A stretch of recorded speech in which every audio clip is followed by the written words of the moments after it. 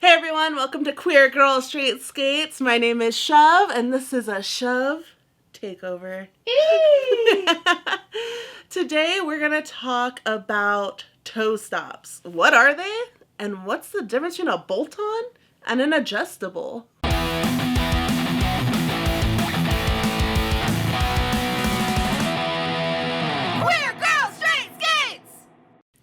Alright, we're going to talk about what a toe stop is, do we need them, and the two different types of toe stops out there.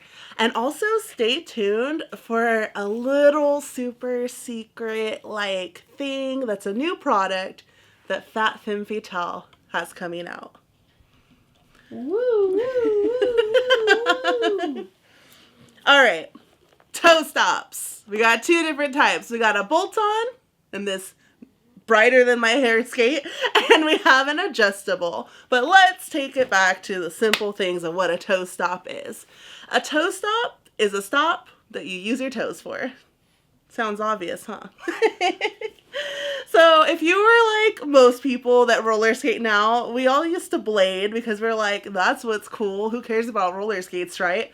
Well, obviously, things have changed. As all things in life, this too has changed. And we used to have the brake in the back in line, but now we have our brake in the front. So a toe stop is going to be something that looks like a twist, kind of like a screw, but wider, and it goes into here when it's an adjustable. And the bolt-on one kind of just plugs right onto the skate, and then the screw is on the inside. But the toe stop is what's going to help you stop. And also, it's a way to convert your skates into shoes. That's right. Turn your skates into shoes. Your toe stops are important. Unless you're a jam skater or a dance skater, you're like, I don't need toe stops. I need to spin. I need to do all this crazy stuff. That's a whole nother story. We're talking about all of us that are like, nah, I need my toe stops or I will die. So your toe stops is something that you can step down and literally tippy toe like a ballerina to safety over rocks, up curbs, down curbs, up and down stairs. Pretty much a lot of things. So I really rely on my toe stops. There are two different types of toe stops out there. We have, I'll go over my personal least favorite right now. But again, this is personal preference. Just because I'm like, I can't do a bolt-on toe stop. You might love a bolt-on, and that's on you. All toe stops are valid. So we have a bolt-on toe stop.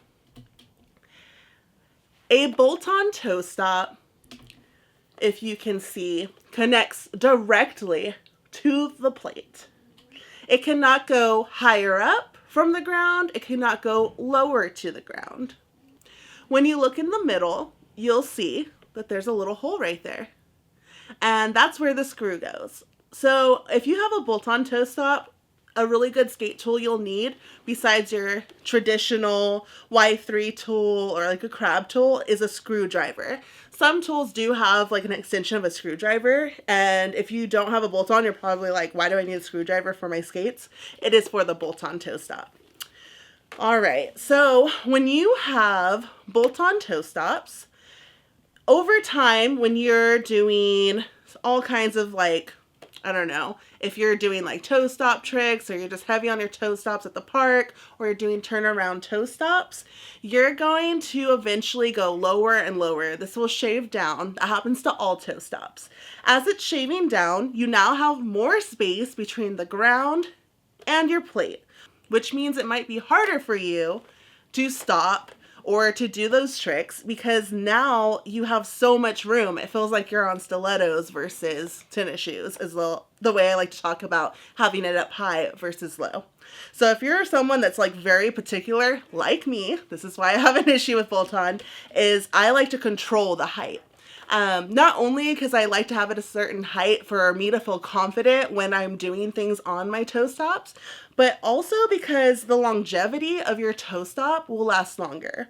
What I'm trying to say by the longevity of your toe stop, I mean that when it goes down and down and down, you can just keep lowering it when it's an adjustable, and you can't do that with a toe stop. So as soon as this gets too shaved down, you already have to buy another one instead of letting it go down to the metal, which Someone's got to do, because we don't have money to keep buying toe stops, you know. So yeah, bolt-on toe stop. Let's talk about my favorite toe stop. My favorite toe stop isn't necessarily the Moxie brake pedal that I have on here, but it's the fact that it is an adjustable toe stop.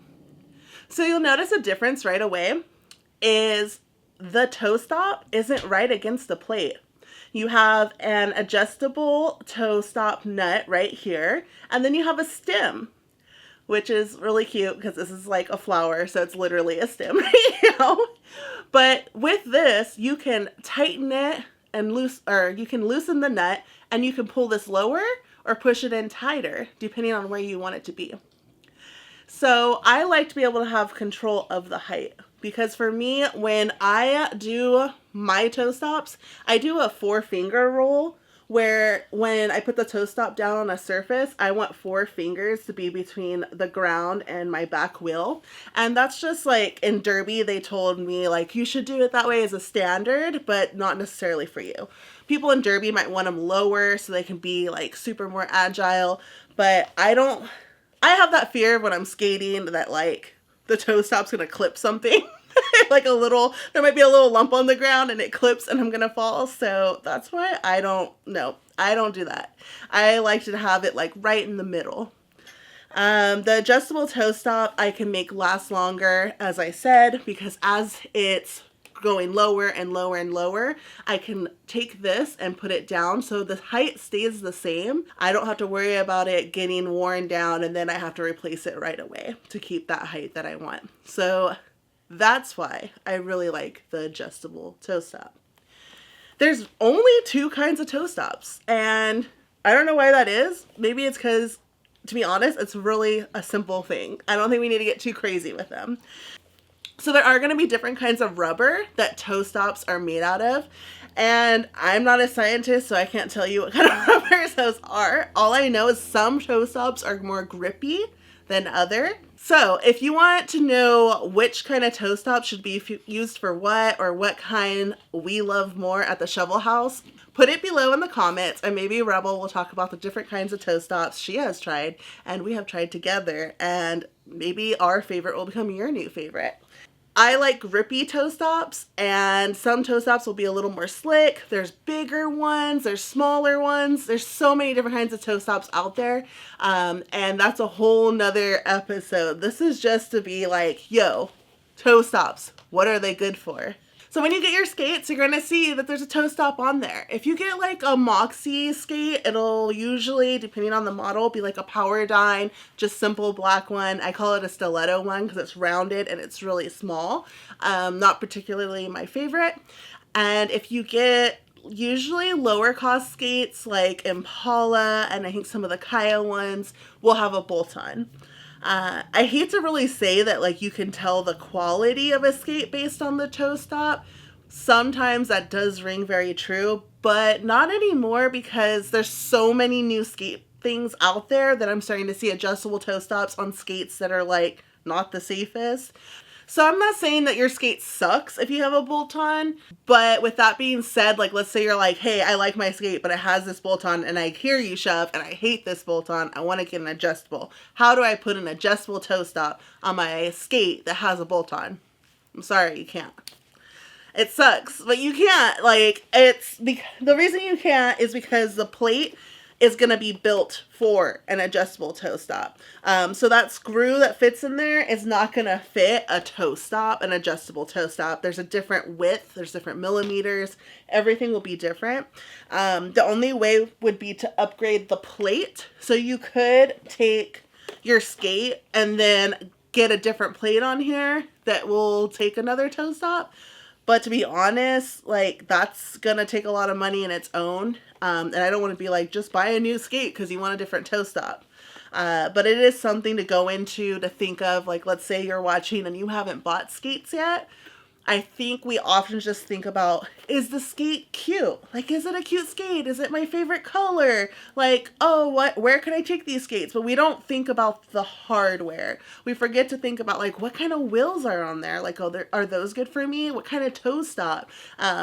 actually, I'll even hear more people ask about wheels, but no one ever really talks about toe stops, and they never think about what kind of toe stop is on that skate before they buy it, and they think it's not important, but that's like saying brakes aren't important on a car. They're kind of important, don't you think? Like, you want to be able to stop. So definitely take that into account. Play around with them. If you have a friend that has skates kind of similar to your size, maybe like ask if you could borrow them just so you can test out the difference. Maybe you're using an adjustable toe stop right now and you're like, let me try this bolt-on, and for some reason you're like, this bolt-on is amazing. You never know. It's personal preference. Everything in skating is literally just personal preference. It's up to you. There's no wrong or right type of toe stop. As I said, it's valid.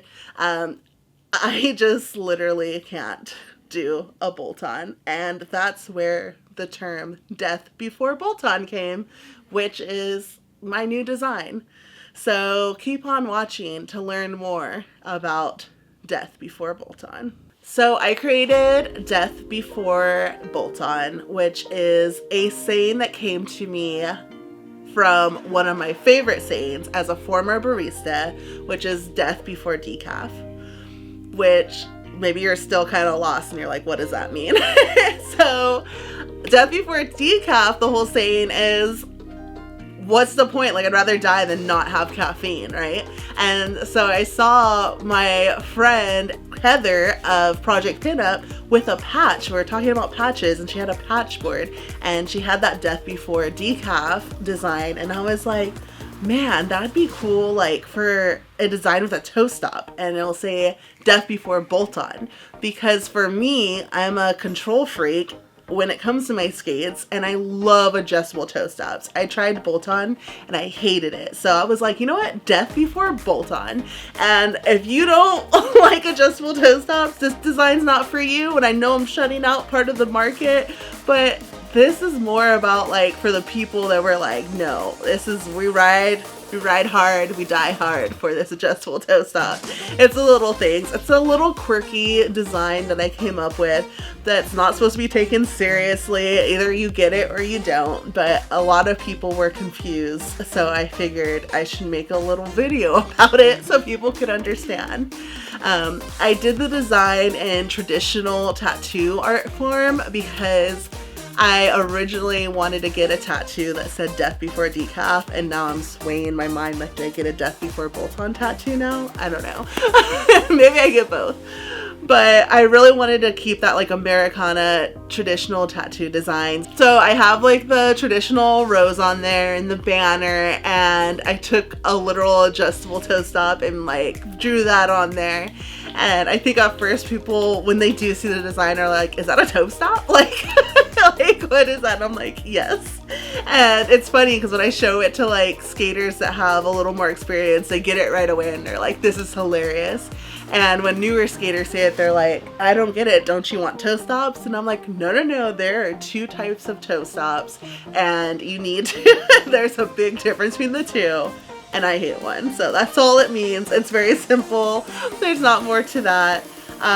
But yeah, so it started with a sticker design, and then I started making prints to sell, and those did really well too. And I was like, I think I want to start, like, making clothes. Like, I'll just start using a drop ship and putting some of my designs on clothes. And I was like, which one of my designs would be, like, a cool one to start out with, just to test the waters? And I was like, it's gonna be death before bolt-on. Like, that's a cool, stupid saying, and I love it so much. Even though I know, like, half the skate community does not get it, it's my baby. So I put it on sweatshirts, I put it on t-shirts, and something new that's coming is now you can get a death before bolt-on patch. That's right. I finally made a patch, and my little high school punk rock, punk goth heart is like, oh my god, you did it, you have a patch. I remember, like, sewing patches on my Dickies jacket and, like, on all my jackets, to be honest, and being like, yeah, this is cool. All my band patches, my quirky little sayings I got from my Hot Topic, and now here I am with my own patch, and I am so happy about it. And I'm so excited. They're at my shop now at fatfemmefatale.com, and you can also find them on my Etsy, Fat Girl Has Moxie, and I'm super excited, and I hope you all love them as much as I do. Thank you for watching this episode of Queer Girl Straight Skates. Once again, I'm Shove. Rebel's kind of in love with me. Don't forget to like, comment, and subscribe. Because even though you're like, I do like Shove a little more than Rebel, I don't have a YouTube channel, so just request me in the comments a little more and I'll take over Queer Girl Straight Skates. We're just kidding. We all love Rebel here. And yeah, it was so fun doing this little takeover. And as always, cheers to the queers! Was that enough Rebel energy for you? I got a rebel soul. Yeah?